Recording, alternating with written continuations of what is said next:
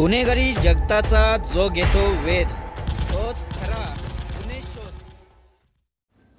नमस्कार, मी मीनाक्षी घोडके। गुन्हे शोध न्यूज नेटवर्क या आपल्या आवडत्या यूट्यूब चॅनलवर पुन्हा एकदा हार्दिक स्वागत करते। पडघा परिसरात घडली लाखोंच्या लोखंडी सळई चोरीची थरारक घटना। माफिया राघवेंद्र, दीपू आणि मुकेश सिंग यांच्या टोळीचा माज अखेर ठाणे ग्रामीण पोलीस प्रशासनाने मोडून काढला आहे।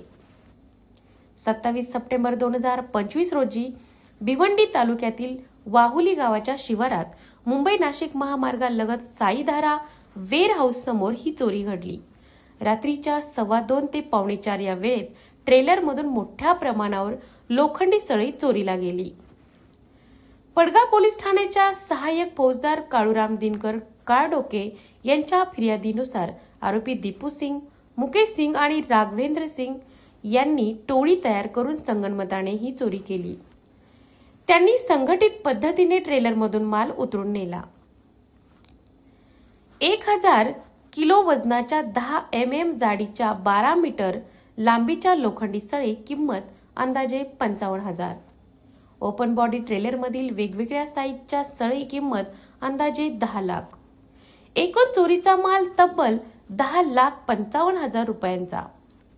पोलिसांनी सांगितले की आरोपींनी ही योजना अगोदरच आखली होती।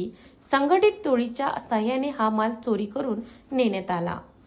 स्थानिक नागरिकांच्या सतर्कतेमुळे आणि पोलिसांच्या जलद कारवाईमुळे आरोपींना ताब्यात घेण्यात आले आहे।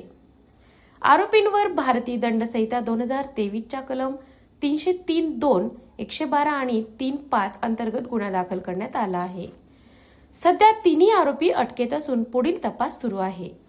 भिवंडी पोलीस प्रशासनाने नागरिकांना आश्वासन दिले आहे की भविष्यात अशा घटना रोखण्यासाठी अधिक कठोर सुरक्षा उपाययोजना केल्या जातील। माफिया राघवेंद्र, दीपू आणि मुकेश सिंग यांच्या टोळीवर गंडांतर आणून एसपींनी दाखवून दिले की कायद्यापुढे कोणीही मोठा नाही। अशीच एक्सक्लुसिव्ह आणि खरी बातमी सर्वात आधी मिळवण्यासाठी गुन्हे शोध न्यूज नेटवर्क सबस्क्राईब करा आणि नोटिफिकेशनला बेल दाबा।